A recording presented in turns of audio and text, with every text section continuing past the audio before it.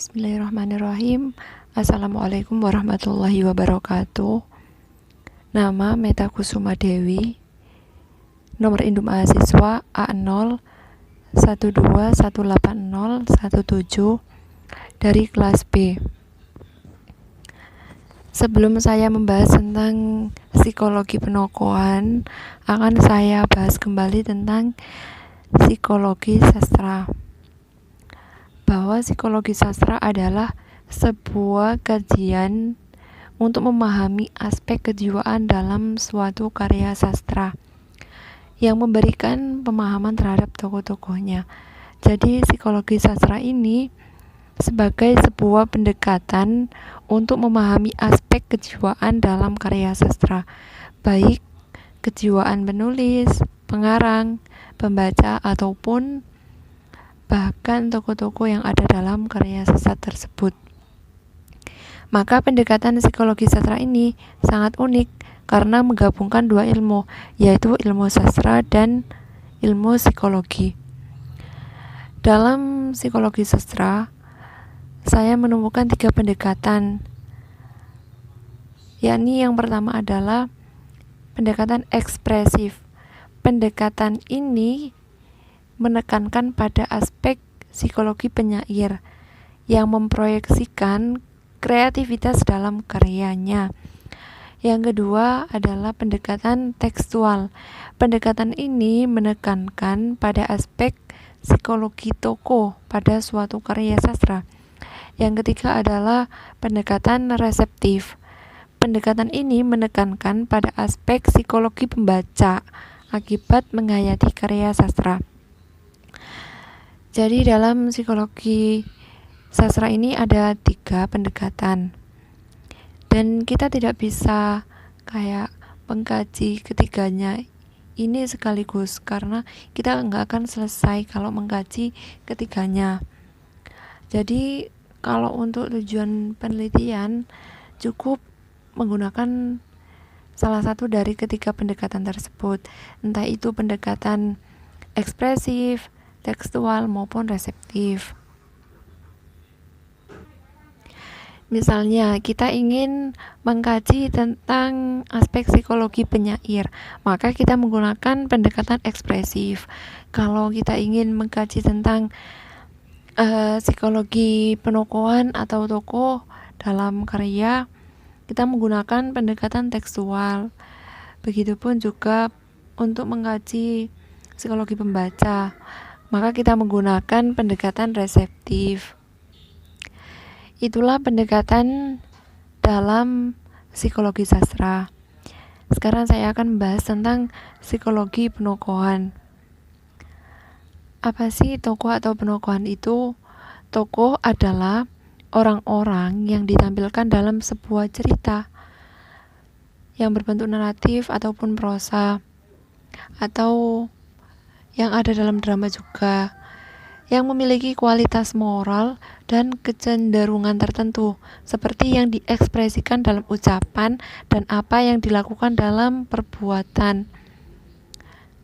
Itu menurut Abrams melalui Nurgiantoro 2011. Dalam studi psikologi sastra, analisis penokohan itu memiliki peran yang sangat penting karena keterlibatannya itu cukup besar dalam pembentukan sebuah cerita. Psikologi penokohan bisa kita temukan dalam semua bentuk karya sastra seperti cerpen, novel, drama, prosa yang memiliki banyak tokoh di dalamnya. Akan tetapi terdapat juga sedikit bahkan jarang tokoh di dalam karya sastra seperti di dalam puisi. Terus tujuan dari psikologi penokohan ini adalah untuk memahami aspek kejiwaan dari tokoh, ataupun tujuan dari psikologi penokohan ini adalah untuk meneliti tokoh sebagai cerminan manusia dalam cerita, karena manusia memiliki unsur kejiwaan meskipun dalam bentuk tertulis ataupun tidak tertulis. Ada beberapa kelebihan mengapa kajian psikologi penokohan ini menjadi salah satu kajian yang pantas untuk dilakukan. Yang pertama adalah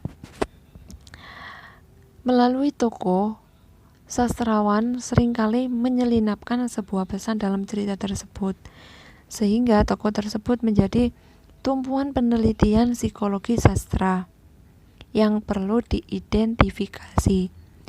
Yang kedua, tokoh dalam sebuah karya sastra merupakan wakil dari sastrawan.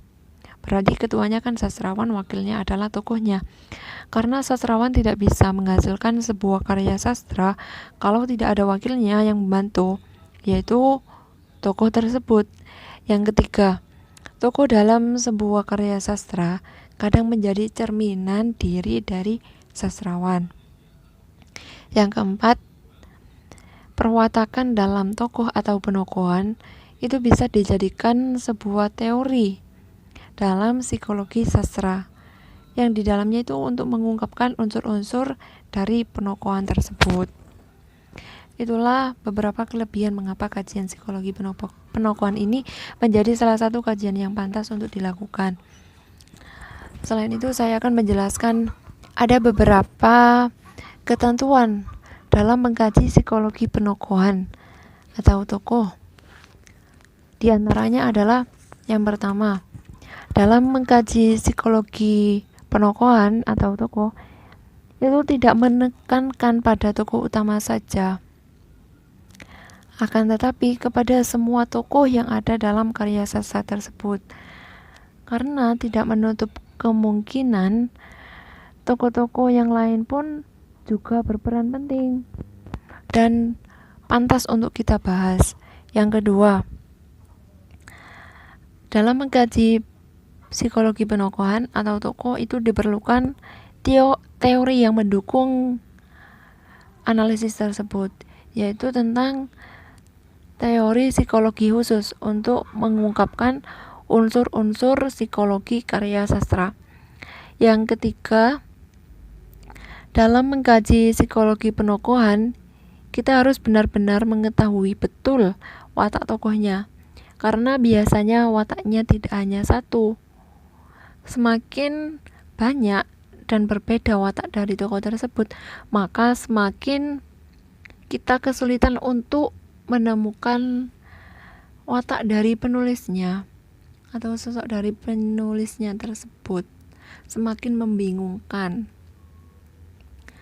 Mungkin itu beberapa ketentuan dalam mengkaji psikologi penokohan yang harus kita